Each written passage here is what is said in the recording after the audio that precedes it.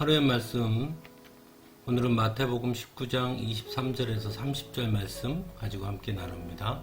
성경 봉독합니다. 예수께서 제자들에게 말씀하셨다. 내가 진정으로 너희에게 말한다. 부자는 하늘나라에 들어가기가 어렵다. 내가 다시 너희에게 말한다. 부자가 하나님 나라에 들어가는 것보다 낙타가 바늘길로 지나가는 것이 더 쉽다. 제자들이 이 말씀을 듣고 깜짝 놀라서 말하였다. 그러면 누가 구원을 얻을 수 있습니까? 예수께서 그들을 눈여겨보시고 말씀하셨다. 사람은 이 일을 할 수 없으나 하나님은 무슨 일이나 다 하실 수 있다. 이 말씀을 듣고 베드로가 예수께 말하였다. 보십시오. 우리는 모든 것을 버리고 선생님을 따랐습니다. 그러니 우리가 무엇을 받겠습니까? 예수께서 그들에게 말씀하셨다. 내가 진정으로 너희에게 말한다. 새 세상에서 인자가 자기의 영광스러운 보좌에 앉을 때에 나를 따라온 너희도 12보좌에 앉아서 이스라엘 12지파를 심판할 것이다.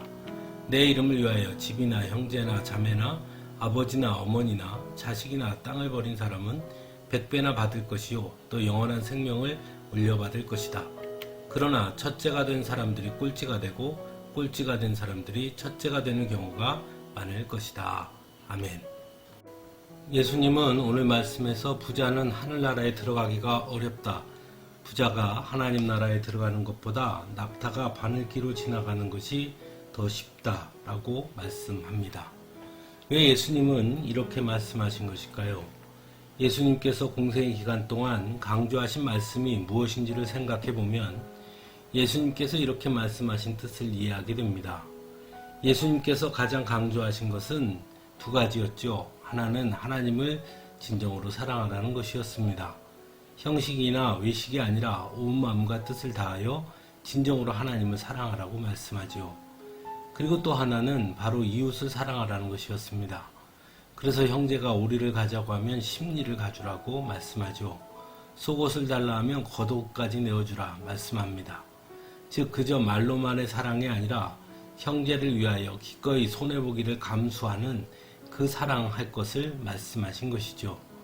그래서 형제를 위하여 목숨을 내어주는 것보다 더 큰 사랑은 없다라고도 말씀합니다. 그런 의미에서 본다면 부자는 하늘나라에 들어가기가 어렵다고 하신 그 말씀의 의미를 깨닫게 됩니다. 첫 번째로 예수님은 재물과 부에 대한 인간의 욕망에 대한 위험성을 말씀하고 있다고 봐야 할 것입니다. 마태복음 6장 21절에서 너의 보물이 있는 곳에 너의 마음도 있을 것이다 라고 말씀하지요. 또한 디모데전서 6장 9절에서 10절은 부자가 되기를 원하는 사람은 유혹과 올무와 여러가지 어리석고도 해로운 욕심에 떨어집니다. 이런 것들은 사람을 파멸과 멸망에 빠뜨립니다. 돈을 사랑하는 것이 모든 악의 뿌리입니다. 돈을 쫓다가 믿음에서 떠나 헤매이기도 하고 많은 고통을 겪기도 한 사람이 더러 있습니다. 라고도 말씀합니다. 즉 물질의 부유함이 때로는 그 중심을 하나님으로부터 빼앗아 갈 수 있다는 것입니다. 그래서 하늘나라에 들어가기가 어렵다고 말씀하신 것이죠. 두 번째로는 부자는 형제를 사랑함에 있어 손해보기를 감수하라는 예수님의 말씀을 따르기가 어렵기 때문일 것입니다. 예수님을 따르겠다고 찾아온 부자 청년에게 예수님께서 내 소유를 가난한 자들에게 다 나누어 주고 나를 따르라 하시자 부자 청년은 근심하여 돌아갑니다. 그만큼 자신의 것을 나누어 준다는 것은 결코 쉬운 일이 아니라는 것입니다. 왜냐하면 그것은 철저하게 손해를 감수하겠다는 결단이 없이는 불가능하기 때문입니다.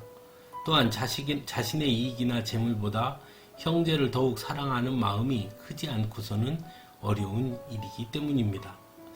그럼에도 불구하고 왜 사람들은 여전히 부자가 되고 싶어 할까요?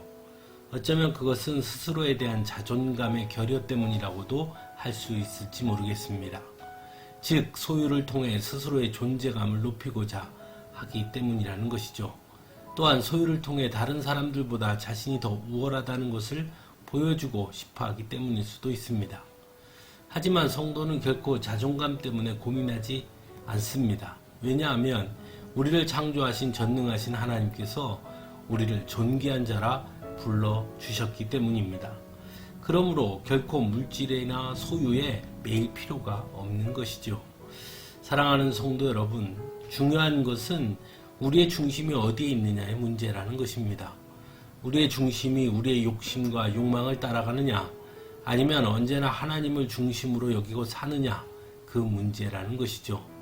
하나님을 중심으로 여기고 사는 사람들은 결코 세상의 다른 것, 즉 물질이나 권력 등에 매이지 않게 되는 것입니다. 그래서 언제나 예수 그리스도 안에서 참 자유를 누리며 살게 되는 것이죠. 그래서 예수님은 진리가 너희를 자유케 하리라 말씀하십니다. 함께 기도하겠습니다.